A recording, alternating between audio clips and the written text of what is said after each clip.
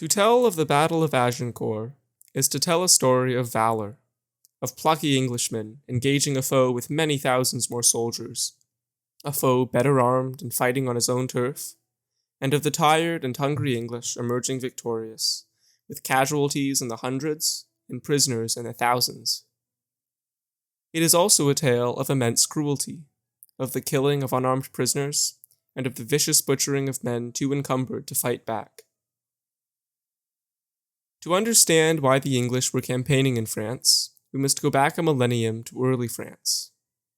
In the 10th century, Rollo the Viking agreed to become a Christian, become a vassal of the King of France, and protect France from other Viking raids in exchange for the land we now know as Normandy. In 1066, the Normans under William the Conqueror invaded England and became its rulers. This put them in a slightly awkward position because William was sovereign in his new kingdom and vassal over in France. The kings of England maintained their holdings in France for hundreds of years, with their holdings varying in size.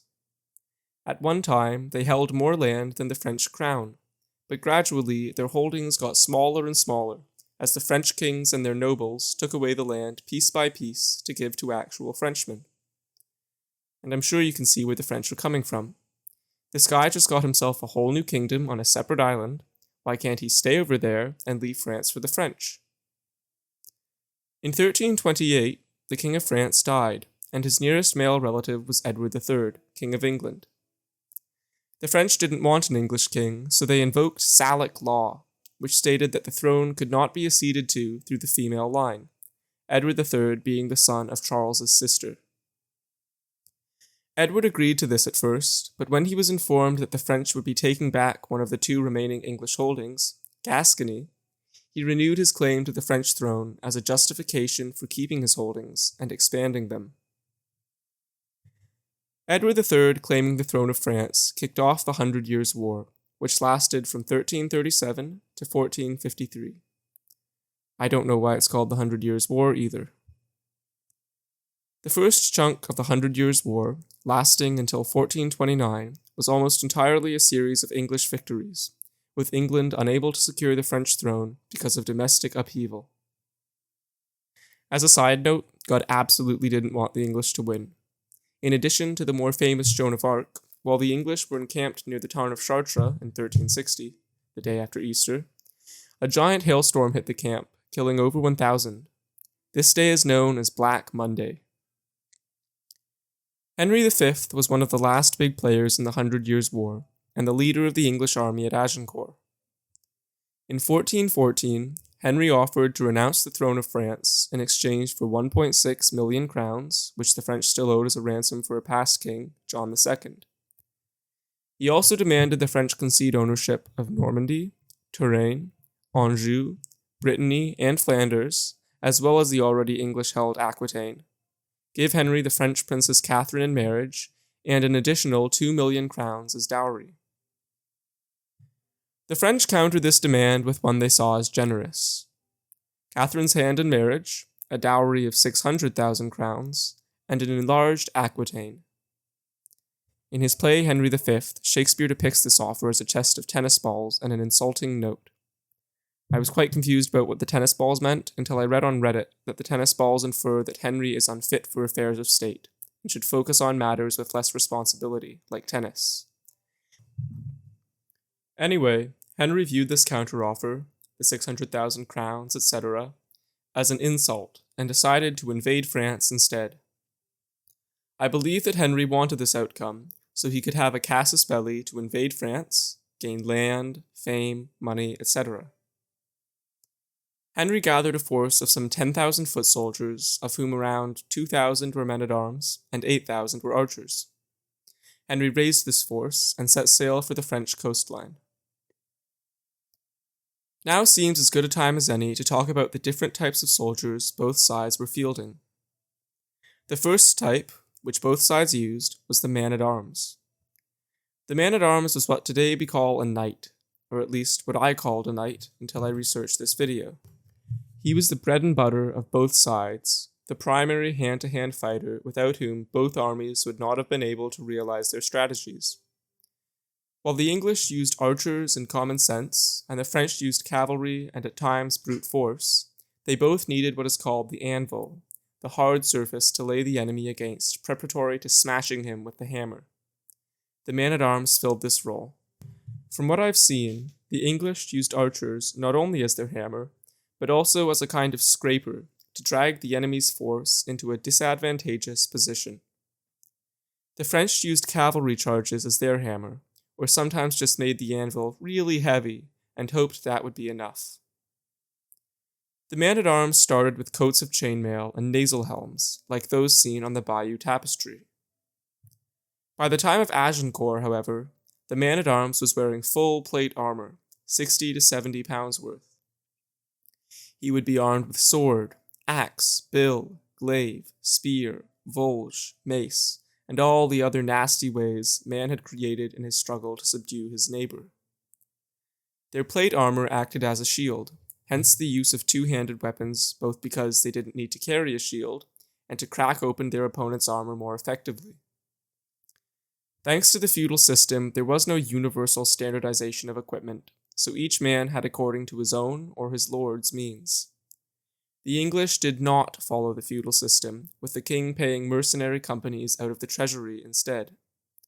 This led to more discipline in the English ranks, as the soldiers would not have to worry about farms at home or a steady wage. The way the feudal system worked was each knight or lord had a certain number of men, call it 10, and he used these men to protect his serfs and their land in exchange for food and obedience. He served a lord with 30 men, who would protect him should the need arise, in exchange for promising to join that lord's 30 men with his own 10, should the need arise. And up the chain of command it went, up to the king, who could call upon many thousands. So the king's private army wouldn't be huge, hence you could only standardize so much. With centralized governments and state-funded armies, standardization became the obvious choice. By the time of Agincourt, most men-at-arms fought on foot, but some were mounted as cavalry. Cavalry had definite advantages, but primarily in offensive and harrying roles.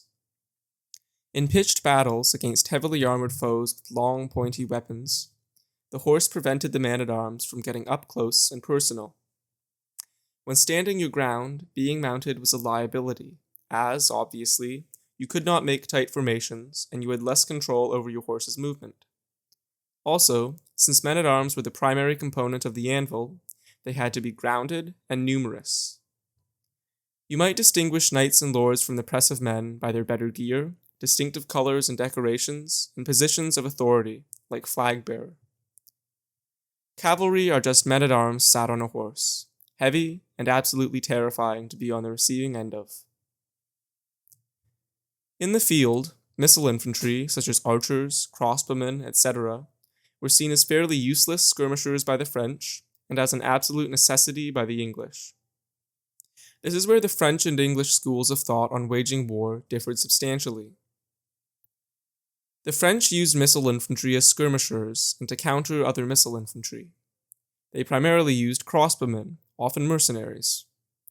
In the nobility's eyes, missile infantry were beneath them and were subsequently often treated with disdain. At Crécy, the French cavalry rode down their own mercenary Genoese crossbowmen, either on a deliberate order or wrong place, wrong time. Either way, the Genoese got trampled. If you were a French honor-seeking lad, crossbowman was not the path you'd take. You would become a man-at-arms. Subsequently, morale was often low in French missile units, as no one wanted to be there. English ranged units were very different. Edward I issued the Statute of Winchester in 1252, mandating bow training on Sundays and holy days. Hilariously, the English rulers took this so seriously that they banned football as well as other sports that might compete with the practice of marksmanship. The English commoner was learning how to shoot a bow as a child, hunting small game and doing target practice. Once sufficiently advanced, the small hunting bow would be replaced with the mainstay of English missile units, the longbow. Coming in at over 6 feet tall, with an immense draw weight averaging 100 pounds, according to the book I read, Bowmen of England. Joe Gibbs, featured on Todd's Workshop, an excellent YouTube channel, could pull a 200-pound longbow, and said that a 160-pound longbow was, quote, easy. A longbow's range capped out at about 300 yards. It wouldn't be terribly accurate at 300 yards, as a skilled archer wouldn't be looking at his target at that range, but pointing himself in the general direction and adjusting his bow to the appropriate angle. However, when you have 8,000 archers firing in volleys, accuracy starts to not matter as much. Skilled archers could also fire very quickly. Some sources state 12 arrows per minute, though this rate seems unrealistic to maintain and was probably far lower in actual practice. Call it 6 per minute. Crossbows are different. They have a longer reload, and the bow part of the crossbow is much smaller than a traditional bow, meaning the crossbow has less range. In open combat, this all makes the longbow eminently more desirable. The reasons for the crossbow's existence and proliferation are thus: its ability to be reloaded with mechanical devices and to stay primed until shot made it easier to shoot. English crossbowmen of the Third Crusade used this to great effect during battles with Saladin. They'd have a two-man team with a large shield as cover and multiple crossbows. One man would shoot while the other loaded crossbows and passed them to the shooter for maximum efficiency. The ability to fire from cramped spaces and to rest it on walls made the crossbow ideal for sieges both offensively and defensively. There's a variety called siege crossbows, basically young ballistas, which were so heavy and had such a strong draw weight, over 1,000 pounds, that they were only practical during sieges. These were impossible to load without large mechanical devices. Also, you could teach a peasant how to operate a crossbow in a half hour, while a bow took years to learn and a lifetime to master. All this to say, the crossbow was a reasonable and effective weapon, but a skilled unit of crossbowmen in the open were generally outmatched by a skilled unit of longbowmen. The purpose of the English bowman was, as the name suggests, primarily shooting arrows. His armor was nowhere near that of a man-at-arms, as the nature of his role demanded he be mobile and his limbs unconstrained to facilitate shooting. So, gambesons, aketons, a little chainmail, kettle helmets, open-faced sallets and bassinets, nasal helms, etc. For melee weapons, they would have had a mix: one-handed swords, daggers, axes, mallets, etc. Many of the archers' weapons could double as a tool: axes to cut wood, daggers to eat food with and sharpen stakes, mallets to hammer in the stakes, etc. This was the type of army Henry had when he sailed to France. Henry sailed on August 11th and landed near Harfleur, a French-controlled walled port. He besieged Harfleur on August 18th. Harfleur had a garrison of 100 men, reinforced by 2 French knights and 300 men-at-arms. The English used cannons to bombard the walls. Pretty much all cannons were good for at that point in time. Harfleur surrendered after about a month, but Henry's casualties, mostly dysentery-related, were very high. At least 1/3 of his army was dead or incapacitated. His planned campaign, to march on Paris, was put on hold. He determined to march through the lands he claimed and on to Calais, whence he would embark for home. Almost right from the start, the English were followed by a much larger French force, about 25,000.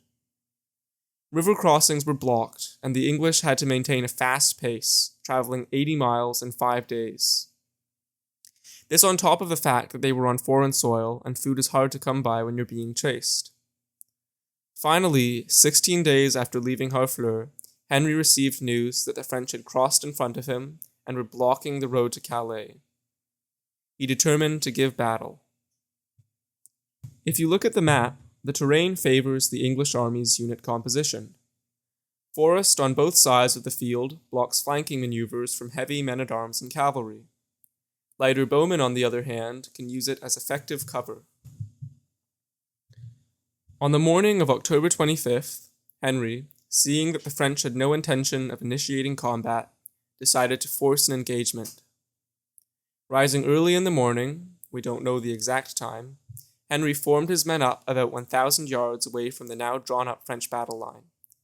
But after about 4 hours with no movement from the French, Henry ordered his men forward to extreme bowshot range, about 300 yards. The English formation was thus. Their men-at-arms, maybe 1,000 in total, were split into 3 groups, the center commanded by Henry himself, and the flanks by high-ranking lords. If you're interested, the left was Lord Camoys, and the right was the Duke of York. In between the 3 groups of men-at-arms, and stationed on the wings, were the longwomen. See picture for a better understanding. The French were drawn up in 3 lines with cavalry in the wings, about 500 per side.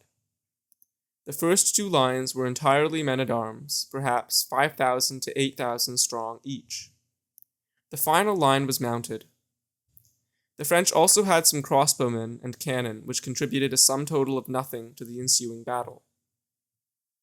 Before the battle, Henry had his archers cut and sharpen wooden stakes. The archers planted their stakes in the first battle line, then removed them and replanted them in their final position. Now there are 2 ways the archers could have planted their stakes. They could have been deployed like a wall, with few gaps and generally a solid, sharp line running the length of the English archers' position, like these pictures.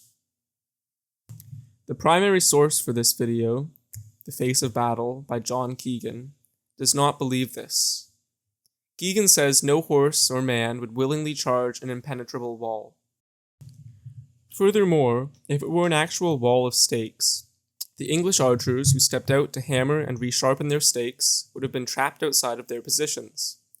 He and I think that it's more likely that the stakes were planted where each archer stood, creating a staggered and layered effect. So it's not one visible line, but rather a field of stakes concealed by the archers standing in front of them. They were spaced out enough for the archers to travel quickly forward and back through them, and dense enough to stop a cavalry charge. So far, so good. Now Henry had to goad the enemy into attacking his positions. He ordered his longbowmen to let loose, and the arrows began to rain down thick and fast upon the French cavalry. The arrows, being at their maximum range, would have lost much of their power while airborne. But while their plate armor made the men-at-arms all but impervious to the hail of arrows, their horses, which were more lightly clad, would have suffered somewhat. And, it's not pleasant to be in a storm of arrows while horses scream and stamp. The arrows had their intended effect, and the cavalry on the wings charged the longbowmen. Keegan says that the English arrow volleys did little to impede the French charge, so that cavalry's traditional counter, arrows, did not have its usual effect. However, right before the French cavalry closed with the English, the archers fell back, revealing their stakes, and the French charge was foiled. Several knights' horses were actually impaled, while many others who were forced to stop were set upon by nimble archers darting around them, and fell to their attacks. With the spikes preventing the cavalry from engaging, they retreated and reformed with the French third line. As the cavalry charged, so did the first line of French men-at-arms. As the soldiers were encumbered with heavy armor, their pace was quite slow, meaning the entire cavalry charge finished before the French first line engaged. When the French men-at-arms got close to the English line, they started charging, preparatory to slamming into the English line, trying to break it. Just as they got into high gear, they were hit with a wave of retreating French cavalry and riderless horses, upsetting whole lines in a domino effect, ruining their formation and taking the edge off of their charge. Now, what was this formation, you might ask? Good question. Instead of answering it, I'm going to go on a long-winded and confused tangent about wrestling. Imagine this. You're a college wrestler. If you beat a 7th grader, no one's going to applaud. If you bring down 3 7th graders, that's impressive, but why are you doing it though? Fight your own skill level, weirdo. Now imagine you bet all your stuff against all theirs. If you win, you get a couple $100. If they win, they get all your college money, your credit cards, your car, etc. If you're betting all against all, wouldn't it be better to go up against a similarly wealthy and skilled opponent? Or better yet, you and a few buddies bring down a WWE player and get all his stuff. Now let's say you're in a team game. Your side is all college and WWE players, and their side has a few college and WWE players and a whole lot of 7th graders. Who are you going for? The WWE guys, obviously. Now, to prevent your side from being mobbed one by 7th graders, your team captain can tell your side to spread out and apply equal pressure. This analogy wanes and dies. The French felt about archers the way the college wrestler would feel about the 7th graders. No point in going for them when there are opponents that will bring you renown right next to them. Here's where the money aspect comes in. You were entitled to demand ransom of any man you captured, but of course it had to be within his means. The more blue-blooded the soldier, the more money he was likely to have. Also, if the man you captured was well known, he would want to be thought honorable, and therefore would be encouraged to pay his ransom. Some yeoman no one's heard of is less likely to be pressured by what other people will think if he doesn't pay his ransom. Also, the French don't have good leadership.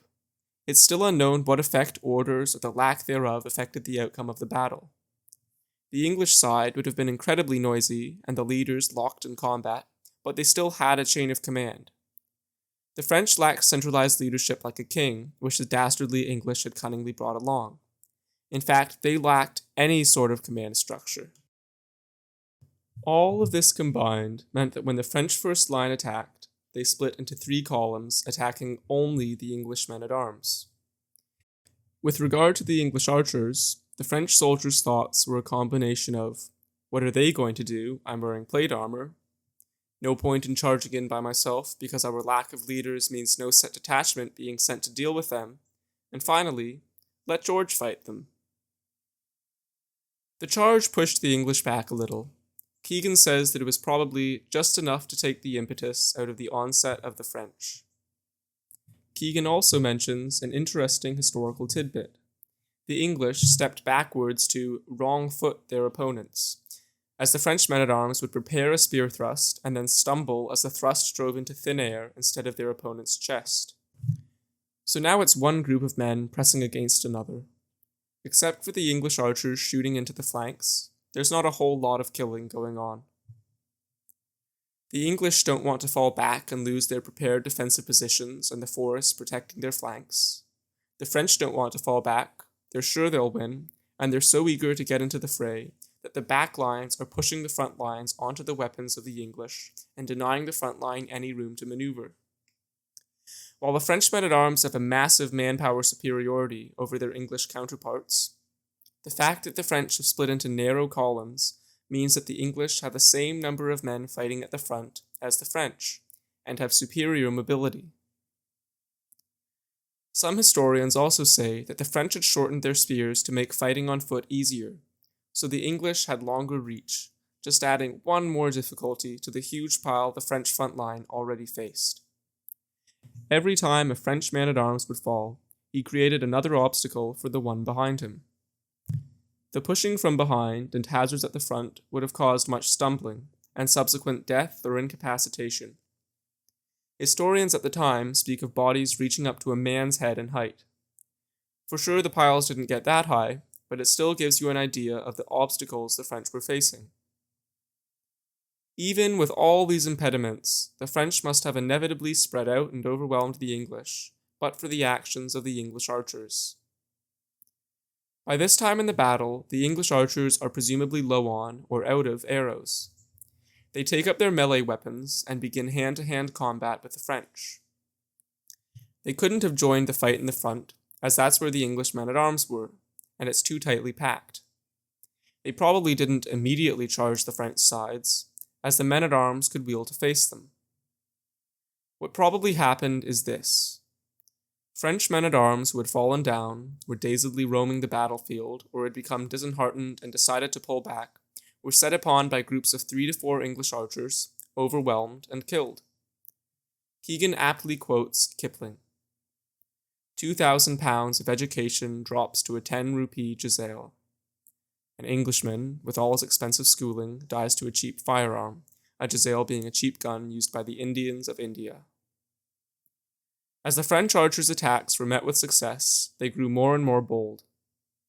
Meanwhile, French men-at-arms on the sides, again disheartened by the reverse cavalry charge into them, the stalemate at the front and the press from the rear, started to leave the flanks and head to the rear, which could have been stopped by a commander.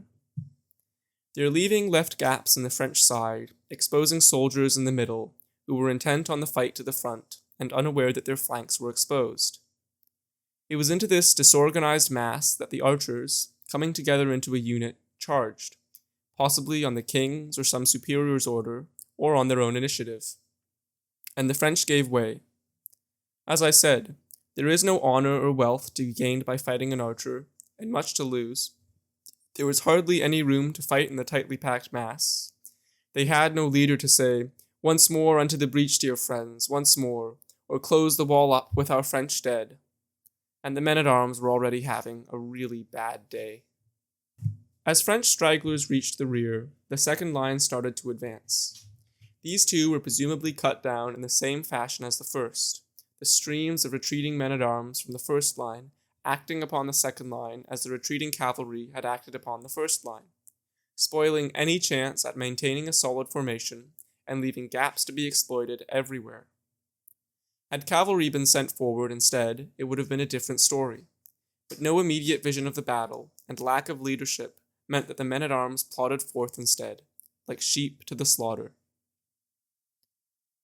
There was much death, especially at the beginning. But as the French forces broke and the situation began to look better, more and more prisoners were taken, and as their numbers grew, so did Henry V's concern. You see, throughout the afternoon, while the French third line didn't attack, it didn't disperse either. The English, absolutely worn out from the fighting earlier, could not have withstood a final French charge. To further Henry's anxiety, the Duke of Burgundy arrived late to the battle with a small retinue, charged immediately, and was taken captive by the English. This inspired some of the French nobles to assemble at least 600 men, ready to attack the English. While that's going on, shouting and fighting is heard behind the English in the baggage camp. This is only the Lord of Agincourt, who had put together a band of peasants to raid the English camp. But all Henry knows is that on top of everything else that's happening, there's an attack in the rear. So Henry thinks, we have too many prisoners, what if they attack us, and gives the order to kill all but the highest ranking. His men-at-arms, to whom he gave the order, refused. Several factors influenced this. These men were their prisoners, the fruit of a hard day's work, and they wouldn't want to let it all be for naught. As nobility, or at least adjacent to nobility, they would not want to do anything that might blot their escutcheon, dirty their names, as killing unarmed nobility certainly might. Finally, it is one thing to strike and kill an opponent when locked in combat, when you and he are equally matched, and your fate and those of your comrades rest on you. It is quite another thing to go up to a man who entrusted his life to you, a man without his helmet masking his humanity and his fear, and butcher him in cold blood. So when Henry gave his order, his men-at-arms refused. Foiled there, Henry turned to his longbowmen and selected a detachment to carry out the dirty work. These longbowmen weren't all honest English yeomen. Remember that rather than levy troops, Henry had taken on mercenary companies. These men killed for money, and many had committed violent crimes and chosen service in the army instead of prison. They did the dirty work.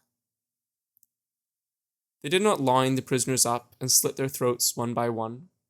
That would have been the best way to incite a revolt, and it is doubtful whether the prisoners' hands were even meaningfully secured. Borrowing again from Keegan, what probably happened was that a drive to the rear was started, taking the prisoners away from where any action might occur, and to hurry them along and cow them into submission, the archers ran around the body of prisoners, striking down those on the sides at random. Which is almost worse, stripping them of their dignity and making them run like cattle, while you randomly just, whoops, axe into his neck, whoops, dagger into his back. I can't speak definitively here, as historians aren't sure. I know at least one account speaks of prisoners in huts being burned to death, but this is very likely an exaggeration, like the account of the stacks of French bodies 6 feet high on the battlefield. At 3 o'clock, the French left the field, and Henry ordered the killing of prisoners to cease. I haven't been able to get a great timeline for all the events that happened, so I don't know how long the massacre of the prisoners went on for, which is one of the reasons why I can't tell you if the number of prisoners killed is in the hundreds or the thousands. The fact that the number of prisoners killed might be in the thousands is horrifying. Henry met with the French and English heralds, confirmed his victory, dined with the highest-ranking prisoners in his tent that night, went to Calais, and on to home. That's the Battle of Agincourt. At first glance to me, it seems like the bad guys won and the good guys lost. For my earliest years, I liked knights. The French had more knights, therefore I liked the French. Furthermore, the more I learned about why the English kept invading France, the more I read about the tenuous English claim to the throne, the more it angered me. They have their own kingdom. Whenever they leave, it falls apart, and the greedy kings of England just push away the needs of their own kingdom to grasp at France. Their greed is infuriating, and they never learn. I picture God as a parent holding back a succession of bratty English kings who keep grabbing at France. It shall be mine! Boom, hailstorm. I want it to be mine! Boom, Joan of Arc. Give it to me! And when they get it and establish a dual monarchy, it collapses within 30 years. Finally, compare Henry V and Joan of Arc. They fought in the same war, they were both brave and didn't live for comfort, they led their armies to great victories, and they both died on the younger side. Joan of Arc died at 19, Henry at 35.